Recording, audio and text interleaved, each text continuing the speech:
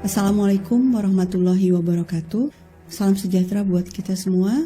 Situasi Palestina Israel saat ini semakin memanas dan kita terus menerima berita-berita tentang serangan yang dilakukan oleh serdadu Zionis Israel terhadap warga Palestina di Gaza dan tepi barat. Sebagian pemerintahan di dunia sudah melontarkan kecaman kepada Israel, termasuk pemerintah Indonesia. Di tengah berbagai kecaman tersebut, para pendukung Israel, baik orang Indonesia maupun orang di luar negeri dan di-share oleh orang-orang Indonesia, malah muncul dengan narasi pembelaan yang itu-itu lagi, yaitu bahwa polisi Israel atau militer Israel berhak membela diri, bahwa konflik ini berawal dari provokasi dan kekerasan yang dilakukan oleh orang-orang Palestina. Menurut orang-orang itu seolah wajar saja kalau militer Israel atau polisi Israel balik membalas karena itu adalah bentuk pembelaan diri.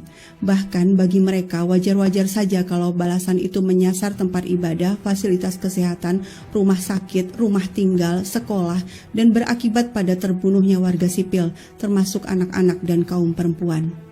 Kesalahan utama dari narasi Israel cuma membela diri adalah kesalahan logika, falasi non kausa pro kausa, salah dalam menyimpulkan sebab masalah. Akar masalah di Palestina bukanlah lontaran batu dari warga Palestina di tepi barat, bukan pula lontaran roket dari milisi Palestina di jalur Gaza. Akar masalahnya adalah perampasan tanah, pembantaian massal, blokade, pembunuhan, pengusiran, penahanan terhadap warga Palestina yang sudah berlangsung sejak tahun 1947 hingga hari ini. Bahkan dokumen PBB pun menyebutkan bahwa kawasan tepi barat dan Yerusalem Timur adalah kawasan pendudukan. Hukum internasional melarang entitas pendudukan atau pelaku penjajahan dalam hal ini Israel untuk mengusir, merampas properti dan mendatangkan penduduknya sendiri, yaitu orang-orang Yahudi Zionis ke kawasan pendudukan. Hingga kini ada 7,2 juta pengungsi Palestina yang tidak bisa kembali ke tanah dan rumah mereka yang sudah dirampas oleh Israel. Sementara itu jalur Gaza sudah diblokade Israel sejak 2007, dirampas hak-hak dasar mereka. Jalur Gaza merupakan penjara terbuka terbesar di dunia.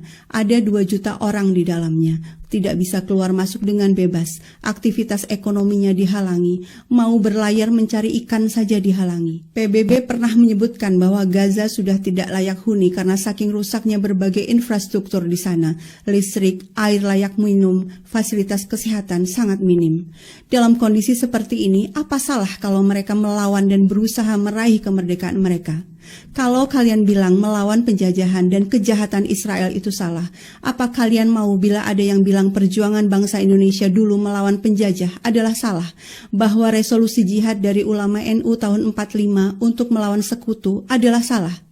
Kalian menyalahkan orang Palestina yang melemparkan batu, sementara kalian diam saja melihat tentara Israel yang bersenjata sangat lengkap, didukung hibah militer rutin lebih dari 3 miliar dolar per tahun oleh Amerika, melakukan berbagai kejahatan kepada warga sipil Palestina.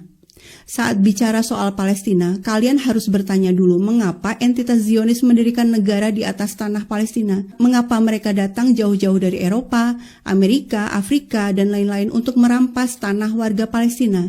Itu yang harus dipertanyakan. Bukan malah sebaliknya, mempertanyakan mengapa orang Palestina melempar batu, mengapa Hamas menembakkan roket. Ini pertanyaan yang sama. Mengapa dulu pejuang Indonesia dengan bambu runcing melawan Belanda? Ya iyalah, masa dijajah, ditindas, diusir, lalu diam saja. Saya sangat mengapresiasi sikap pemerintah Indonesia yang secara tegas mengecam penindasan dan penjajahan Israel dan secara tegas menyatakan mendukung bangsa Palestina meraih kemerdekaannya. Mereka yang masih mencoba menjustifikasi penindasan Israel perlu kita pertanyakan akal sehatnya, humanismenya, dan komitmen mereka terhadap amanah dan cita-cita kemerdekaan bangsa Indonesia. Orang Indonesia pendukung Israel sesungguhnya telah mengkhianati konstitusi bangsa Indonesia yang mengamanahkan agar bangsa ini selalu berdiri di garda terdepan dalam membela bangsa terjajah dan membantu mereka melawan penjajah. Penjajahan di atas dunia harus dihapuskan karena tidak sesuai dengan peri kemanusiaan dan peri keadilan. Salam merdeka, Assalamualaikum warahmatullahi wabarakatuh.